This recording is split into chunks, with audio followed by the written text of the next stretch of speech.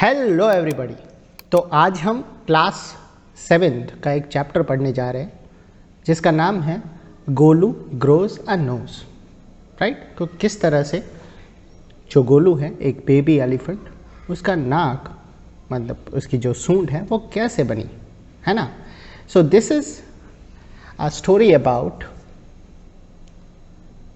अ baby elephant name Golu. तो ये जो कहानी है ये एक बेबी एलिफेंट गोलू के बारे में है। ही हैड नो ट्रंक, उसकी कोई सूंड जिसे हम नाक कहते हैं ना, तो वो कुछ नहीं था। उसकी सिर्फ एक बल्गी यानी कि एक बहुत मोटी सी नाक थी, जैसे सूजी हुई नाक होती है ना वैसे।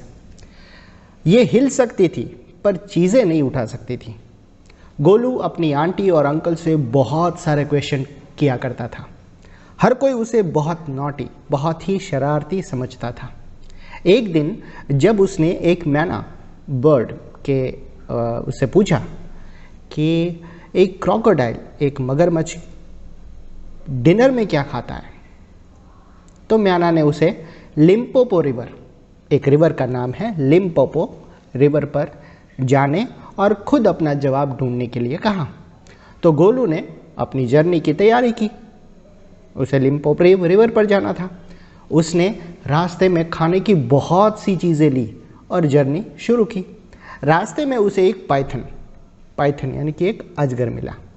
गोलू ने अजगर से भी क्रोकोडाइल के बारे में पूछा, लेकिन अजगर ने कोई जवाब नहीं दिया। गोलू चलता गया और लिम्पोपो रिवर के किनारे पर पहुंच गया। उसने एक क्रोकोडाइल, एक मगरमच्छ से ही, क्योंकि गोलू उसे पहचानता नहीं था। क्रोकोडाइल यानी कि मगरमच्छ ने उसे पास बुलाया और कहा कि वो खुद ही क्रोकोडाइल है। क्रोकोडाइल से गोलू ने पूछा कि वो डिनर में क्या खाता है। क्रोकोडाइल ने उसे और नज़दीक बुलाया और गोलू को नाक से पकड़ लिया। तब गोलू को लगा कि उसके साथ धोखा हुआ है। उसने खुद को छुड़ाने की कोशिश सोची पर करवा नहीं सका। पाइथन अजगर भी गोलू का यानी कि उसका पीछा कर रहा था। उसने सलाह दी कि वो अपने आप को जितना पॉसिबल हो जोर से खींचे। गोलू और क्रोकोडाइल के बीच वर्षाखसी होने लगी। अजगर ने भी गोलू की हेल्प की और उसकी नाक खींचती चली गई, लंबी होती गई। ये 5 फीट लंबी हो गई। जब एंड में गोलू आज़ाद हुआ, गोलू ने अपनी नाक के छोटे होने का इंतज़ार किया पर यह हुई नहीं। फिर उसने अपनी लंबी नाक से एक मक्खी मारी। फिर उसने अपनी लंबी नाक से घास का एक गुच्छा उखाड़ा और खा लिया।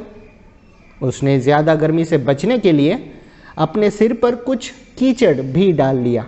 गोलू अब लंबी नाक से, अपनी जो लंबी नाक है उससे खुश था और वो अपने घर वापस चला गया।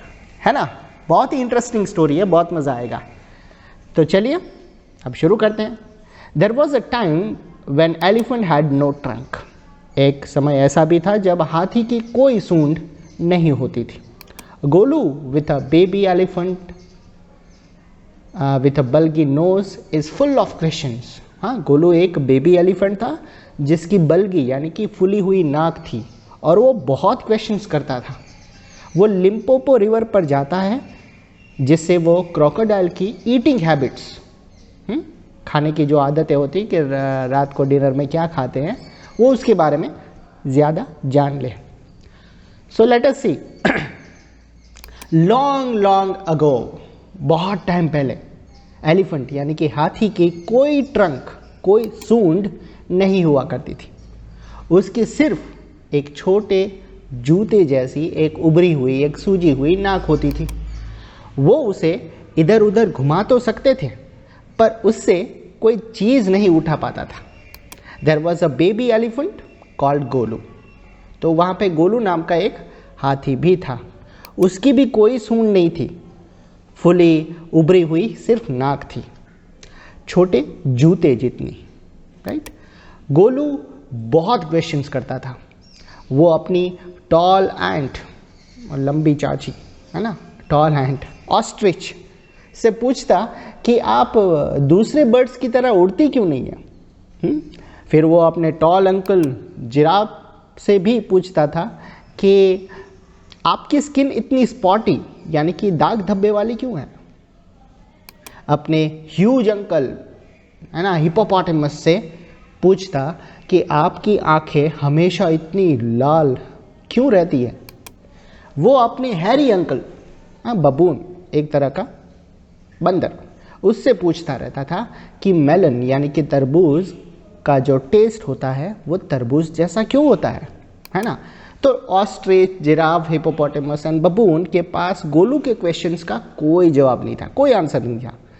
गोलू नॉटी यानी कि शरारती बच्चा है और वो कहते थे कि वो बहुत डिफ़िकल्ट क्वेश्चंस पूछता रहता है, राइट। तो एक दिन गोलू की मुलाकात मैना यानी कि एक चिड़िया से हो गई, एक मैना बर्ड से हो गई जो झाड़ियों के बीच बैठी थी। तो उसने मैना से पूछा कि what does the crocodile have for dinner. मगरमच्छ रात के खाने में क्या खाता है। तो मैना बोली विशाल घास वाली, हाँ घास के मैदानों वाली एक लिम्पोपो रिवर है, वहाँ पर जाओ और पता लगाओ।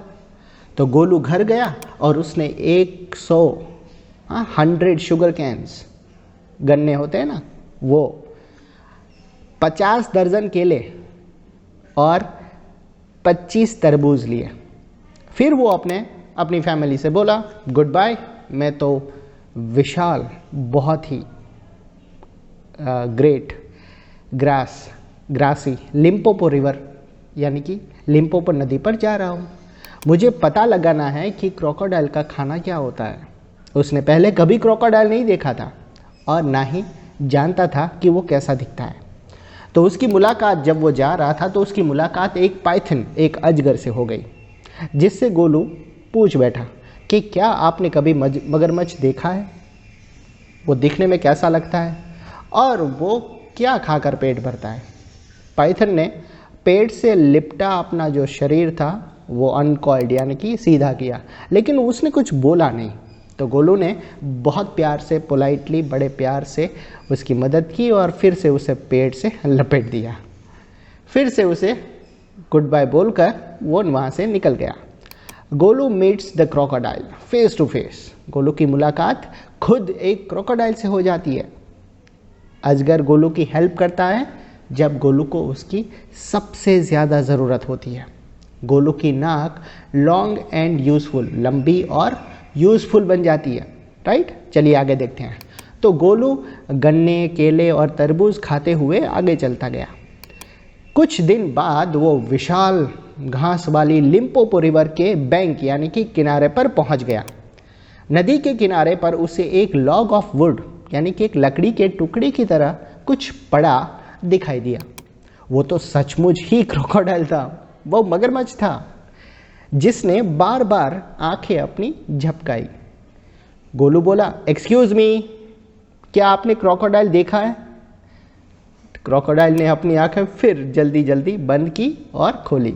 उसने अपनी आधी लंबी पूंछ है ना वो मड यानी कि कीचड़ से ऊपर उठा दी और क्रोकोडाइल बोला oh why do you ask such questions.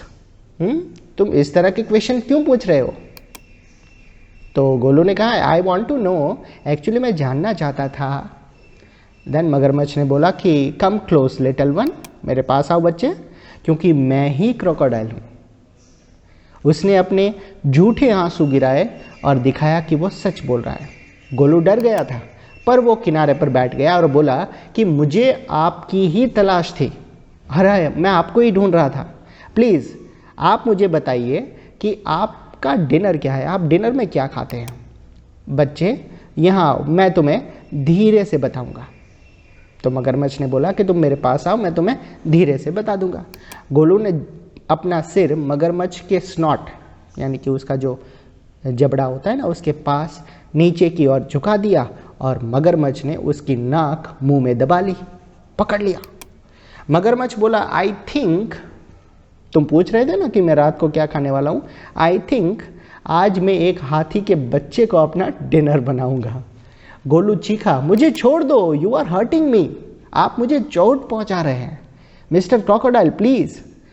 अजगर जो गोलू के पीछे आ रहा था नदी किनारे पर आया और बोला, अगर तुम खुद को पूरी ताकत से नहीं खींचोगे तो क्रोकोडाइल तुम्हें नदी के अंदर घसीट ले जाएगा।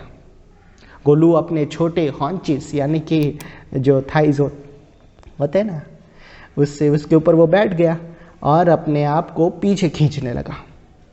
मगरमच्छ पानी में पहुंच गया और अपनी पूंछ फटफटाकर पानी को जैसे वो बहुत ताकत करने लगा, ऐसे झटपटाने लगा, तो जो पानी है वो भी क्रीमी और जागदार बन गया और वो भी खींचता रहा।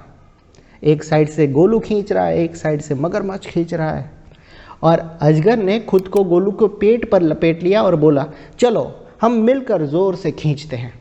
तो अजगर भी गोलू को खींचने लगा। गोलू ने अपने चारों टांगे जो थी वो कीचड़ में ऐसे घुसेड़ ली, ऐसे लगा दी और ज़ोर लगाया। उसकी नाक खींचती गई, लंबी होती गई। उसकी नाक हर खिंचाव के साथ लंबी होती गई। गोलू को दर्द होता रहा।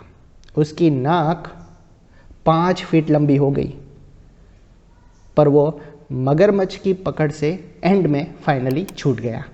गोलू ने अपनी नाक पर केले का एक पत्ता लपेट दिया और बैठ गया और उसे ठंडा होने के लिए वो लिम्पोपो रिवर में ऐसे लटका दिया कि अभी भी वो ठंडा हो, मेरी नाक जो है वो ठंडी हो जाएगी और फिर से जैसे पहले थी छोटी सी वैसे हो जाएगी।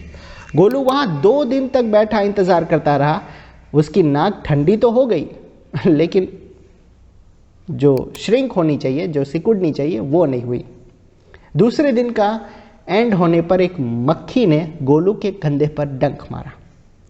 गोलू ने अपनी सूंड उठाई और मक्खी पर पटाक से उसे मार दिया। ये लंबी नाक होने का पहला फायदा, एडवांटेज नंबर 1। अजगर ने कहा, छोटी नाक से तुम ये काम नहीं कर पाते, आप कुछ खाने की कोशिश करो। गोलू ने अपनी सूंड आगे बढ़ाई और घास का एक बहुत बड़ा सा बंडल उखाड़ लिया। उसने अपनी पिछली टांग पर उसे पटक पटक कर उसमें जितनी भी घास थी वो साफ की और फिर वो घास का बंडल अपने मुंह में डाल दिया। अजगर ने कहा, एडवांटेज नंबर 2, छोटी नाक से तुम ये काम नहीं कर सकते। इस समय क्या धूप बहुत ज़्यादा नहीं हो गई? तो गोलू ने कुछ मिट्टी, गीली मिट्टी जो होती है वो किनारे से उठाई और उसे सिर पर ऐसे फेंक दिया। तो अजगर ने कहा, एडवांटेज नंबर 3, राइट, अपनी छोटी नाक से तुम ये सब नहीं कर सकते थे। तो गोलू ने कहा, thank you so much mister Python, right, thank you. इस बात को मैं याद रखूँगा और अब मैं अपने फैमिली के पास लौट कर जा रहा हूँ, right. So student, I hope you like this video. Thank you so much. Kindly share, subscribe this channel and thank you so much.